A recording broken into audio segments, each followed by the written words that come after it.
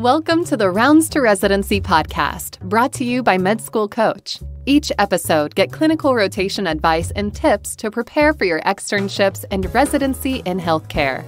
We interview preceptors and physician educators who will prepare you for your rotation and improve your clinical experience.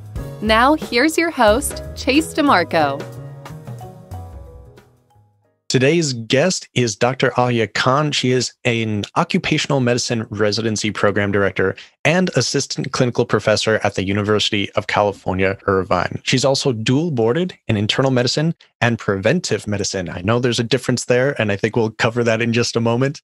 And as a program director, she knows some of the best kept secrets in medicine, which we will cover in this episode. Dr. Khan, thank you so much for coming on the show. Thank you for having me.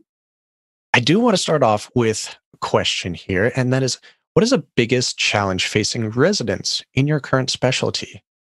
Sure. There's a couple of challenges, one being even before they become residents. And it's basically, finding out about our specialty. Not many medical students have heard about occupational environmental medicine as a board certification specialty, as a residency training program, or know very little about it. So the fact that if we have a resident and they were able to find out about the specialty, take enough interest to learn more about it and actually apply and get into the program speaks volumes. And so one of the things that I want to emphasize on this podcast is that, yes, it is a specialty, and you may have not heard about it. I didn't hear about it actually until my third year of internal medicine residency. And I'm glad I came across it because it really changed the trajectory of my career. The other challenge, I would say, is the ever-changing tide of medicine. Even within occupational environmental medicine, the demands and needs have changed. So about 30 years ago or so, there were more corporate occupational environmental medicine physicians. And then there became this evolution of larger health systems providing occupational medicine services. So what I stress to my residents is that there is actually a field of opportunity for them. And the advantage of being in occupational environmental medicine is that we can develop our own niche, and that opens up unique pathways for our residents. So our physicians have become subject matter experts in disability, workers' compensation, public safety sector health, toxicology, lab biosafety. I can just go on about that. Wow. Yeah, this is definitely a specialty that I didn't know much about. I still don't know much about, honestly.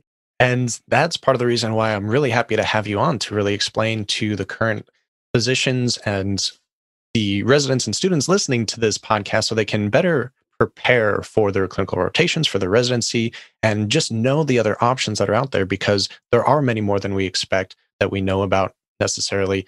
And having those opportunities or knowing more about them early on can really shape the direction of where you're going to go and what goals you're going to set in your academic pathways. Completely agree with that. I think we want to give our medical students as many opportunities to discover different areas of medicine as much as possible.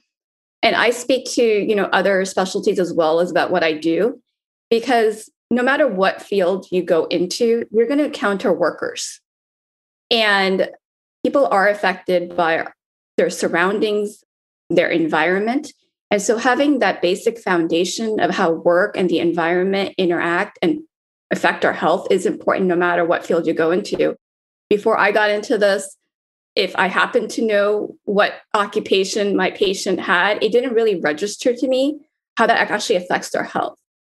And so we spend majority of our time at work, especially here in the US. Even with this pandemic and a lot of us working at home, even with medical students had to work from home technically, there became this other dynamic and this loss of separation between your work and your life. So there's so many factors of how work and our environment interact and affect our health. Yeah, I think the sort of occupational psychology is something that I've heard of a little bit before, just really trying to find out what the stressors are more mentally in the workplace and how to curb those from a sort of a corporate side, industrial and occupational side. But doing that in medicine really makes sense. And it's something that we probably completely forget about. You definitely don't hear about it in board review materials or have a specific class on it in medical school.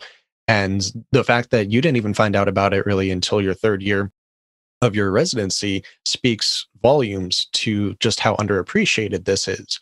So, what really is occupational and environmental medicine? And does that fall under the purview of preventative or preventive medicine? I guess those should probably be clarified first. So it is preventive medicine. That's the correct way to pronounce it. Technically, under ACGME, we have the preventive medicine umbrella, and then we have occupational environmental medicine underneath that, as well as aerospace medicine. Essentially, though, occupational environmental medicine really functions independently as its own specialty. In terms, you can just go directly into occupational environmental medicine and get board certified. And really, and I as alluded to what our specialty is, we are focused on worker and environmental health. So work-related injuries and illnesses, environmental toxicology, public health and policy, we cover it all. And so our residents really get a flavor for many different aspects of medicine. They go into rotations at corporate work sites, regulatory agencies, public health sectors, managed care companies. And that's the type of careers they end up getting into. So yes, they may do clinical occupational medicine, but they may also work for an insurance company or become the chief medical officer of a corporation or get involved in regulatory agencies like Cal OSHA. We're here in California. I talk a lot about Cal OSHA or OSHA in general for your more national audience here. So there's like a wide scope of what our residents really go into and what they really interests are. And like I mentioned about developing a niche, like there's so much variety. We talk a lot, especially in the last few years, about environmental justice, climate change. We talk about underserved populations and meeting the needs of underserved populations and addressing healthcare disparities. And occupational medicine physicians are poised to address those issues. We see a lot of workers coming from underserved backgrounds who may be more susceptible to different work-related injuries and illnesses. So we can work with them on an individual level as well as a more population level. So it's a really broad field, even though there's this niche of worker health and environmental health. And so if you have an interest in really helping people and getting down to why they're sick and making a change for the better, environmental medicine is the way to go. It feels like I hear more and more from students and early residents that once they get into certain clinical fields or certain environments, they're really not that happy there. And it sounds like this is a great alternative that's not the typical clinical setting, hospital setting, but still involved in medicine and still helping people in a similar manner. It seems to include a little bit more of, like you said, like social justice type topics. And I think that'll really resonate with a lot of students. So giving them a little bit of insight into this is probably going to be very beneficial. And I have to wonder how many residency spots are there for this? Because again, it's just not something that you tend to hear about a lot. Before I get to that, I think you made a great point about stepping out of, just pure clinical medicine, having other opportunities as well. You can go really either way with occupational and environmental medicine. And one of the things I really stress to our residents is the business side of medicine, because we don't get that in medical school. I don't know if that's changed recently. You may know that more than I do, but the administrative aspect, how to talk to multiple key stakeholders is an essential part of our competencies in occupational environmental medicine. I don't have the top of my head the number of residency slots, but there are about 23 residency programs in the US. So there's not a whole lot. And, we definitely need more residency programs to address the need in occupational environmental medicine. Really, this pandemic, and I really want to highlight that, is occupational environmental medicine physicians were poised to take the lead in addressing this pandemic. When we heard about grocery store workers, people in the meat packing industry, and of course, our healthcare workers not having adequate PPE, wellness issues. This is what we do, and making sure that people return back to work safely, that they get tested. and creating safety and health protocols for corporations. So this has worked as a great case study to really show outside of a smaller sphere of known physicians that this is really widespread. It's something that needs a lot more attention and probably needs more funding, more residency spots, more applications, and just to grow in general.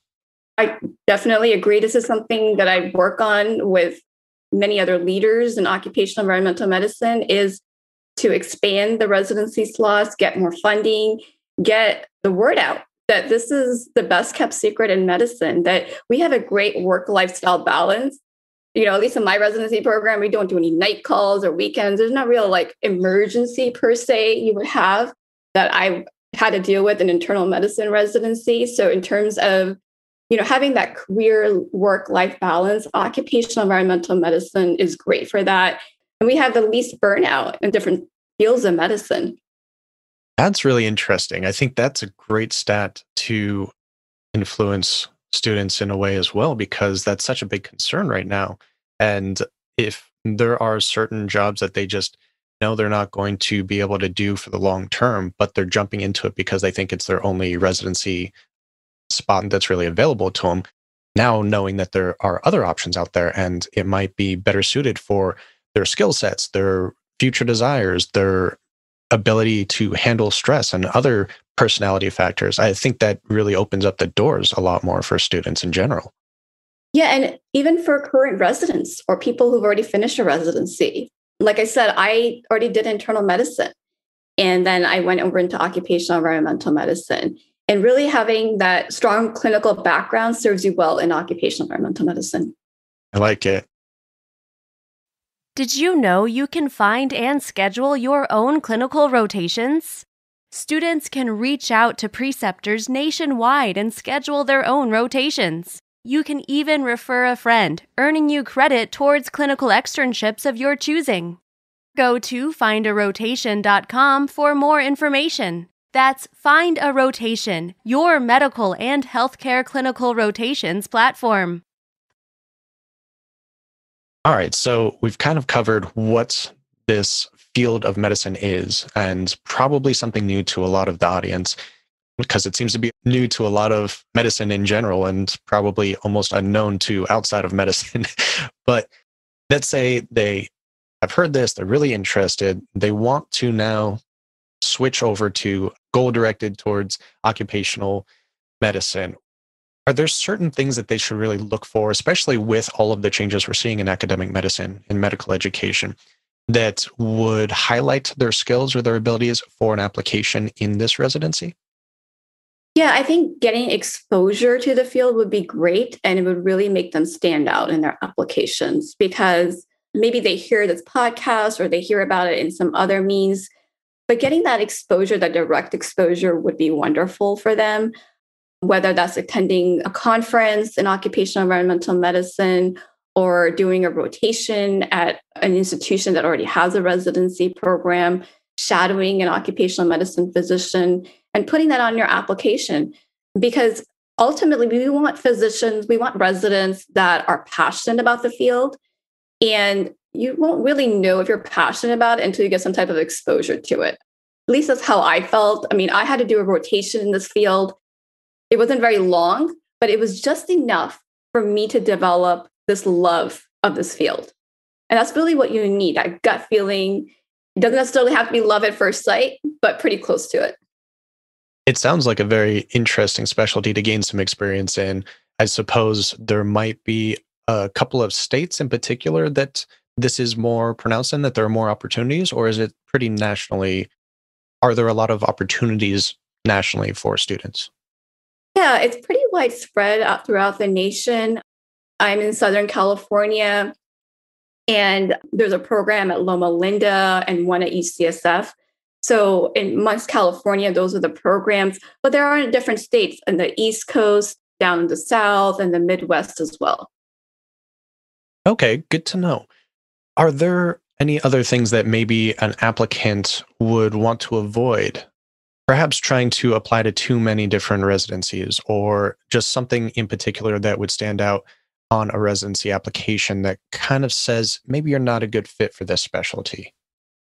Yeah, I think, some residents or applicants do apply to very different fields and just in hopes that they'll get into a residency, which I completely understand in this age of competitiveness and trying to get matched. But if your interest is really in occupational environmental medicine, apply for that.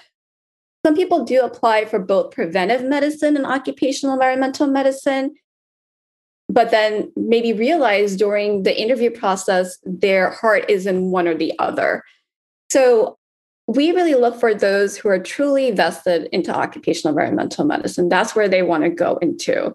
And I think if they have the passion, they'll probably get a slot unless there's, major red flags on their application or there's just something that, wouldn't fit right with that program. But if they have the passion, they're making efforts to know what is occupational environmental medicine. They've gone to conferences, attended journal clubs. We've had people call us up and say, hey, can I just listen in on your journal clubs? And I said, sure, or they wanted to attend a conference with us. Sure, you can definitely do that and get some type of exposure without doing some type of formal rotation with us. And if they can closely work with an occupational environmental medicine physician and get a letter of recommendation, that really makes them stand out because they've already developed some type of informal mentorship that way. And they can really learn what is our field about because some people have this narrow idea of occupational medicine that, it's just about workers' compensation. And I've had applicants like that. And when I explain, what we do and in terms of our residency and what jobs people have gotten, their eyes like wide and open. And they're like, oh, I didn't know you could do all of that. Like, yeah, that's the great thing about this field. So talking to people is great, talking to current residents, alumni, and because everyone's going to have a different experience, different training program, and different pathway that they took. So kind of learning what they're doing. And one of the things that drew me into occupational environmental medicine was the ability to have flexibility in my career, that I didn't have to work 8 to 5 in an outpatient clinic every single day for the rest of my life or in a hospital setting, that 2 days I could work in a clinic. One day I could work in an insurance company, the other day be a medical director for a pharmaceutical company, et cetera, et cetera. I'm in academia now, but my work is still really varied. I don't do the same thing every day. I really like that variability. I think a lot of students kind of feel that way contemporarily anyway, whether they did in the past or not, I'm not sure, but they want to have a little bit more autonomy over their schedules and be able to take more breaks or vacations with their family if they need to, if they have the ability. So something like this really sounds like a great opportunity for many different students. And I like that you threw in that they might not be able to get a clinical rotation, a clerkship in this, but just attending the conferences, attending other events is a great way to network and to gain some better insight into what the field provides in general. Yeah, that makes me remember, the networking that happens within our field is just amazing. I don't know if you're going to find this in other fields. So our professional organization is called ACOM, the American College of Occupational and Environmental Medicine, and it has regional components. So depending where you are in the US, so we have this Western region for California and 4 other states. And we are very close-knit. So this may not be a huge field of physicians that are in occupational environmental medicine, but we make large impact. So we are able to network with each other and network outside of occupational environmental medicine. So if you want to get to know people really well, get up into leadership, make actual impact on even a larger scale outside of individual patient care, you can definitely do that within OEM. I think this sounds really great. I'm definitely more interested in it now myself. Come do a rotation. Let's find some. Are there other aspects as far as fellowships or subspecialties that also apply to this particular specialty? After occupational environmental medicine, you can start working right away, of course. Some people decide to do additional training, for example, in toxicology, or if they had an interest in aerospace medicine, they may want to do that as well. And some past residents have gone to do epidemiology fellowship at the CDC. So there are different opportunities for that. Awesome. A lot of research, a lot of variability, control over your schedule. It really sounds almost like the ideal for many students. I forgot to mention that in addition to the clinical training and the real life experience, there is a requirement for all our residents to complete an MPH or an MPH equivalent. And so that is part of your training. You go back to school and you get a degree. That's really interesting. Is that the only specialty that has that requirement? That's my understanding. Okay. Yes, I have not heard that before, but we're supposed to be lifelong learners. So I think that's probably a great thing to do. Yes, it is. And it's really helpful for their actual career pathways. Perfect. Well, this has been very interesting so far. I'm wondering if you have any last minute pearls of wisdom or advice for the audience. Yeah, I would just say no matter what specialty you choose, try to pursue your passion, listen to your gut. And if you are able to do that, show your interest to everyone that you meet so that your passion shines to everyone, and that gets reflected on your application through your letters of recommendation, which I will say we do pay close attention to. Great advice. Great advice. And where can the audience find out more about you and your specialty? So if you want to learn about our residency program at University of California, Irvine, I would just say Google UCI Occupational Medicine Residency. My name will come up and our link. I think that's the easiest way rather to give you a link. You can also look up ACOEM, so ACOEM.org, and that's the professional organization. And they do have a medical students subgroup. So if you're interested, you can get involved with them, and then they could, let you know more about occupational medicine. Awesome. And we will add links in the show notes for anyone that might be driving now and can't write these down. Dr. Alya Khan, thank you so much for coming on the show and sharing your wisdom with us. Well, thank you so much for having me. It was a pleasure. The Rounds to Residency podcast is powered by Med School Coach. To access Med School Coach services, like USMLE tutoring or residency admissions advising, visit our website at medschoolcoach.com. Good luck as you prepare for your board exams, and we hope you tune in again next time.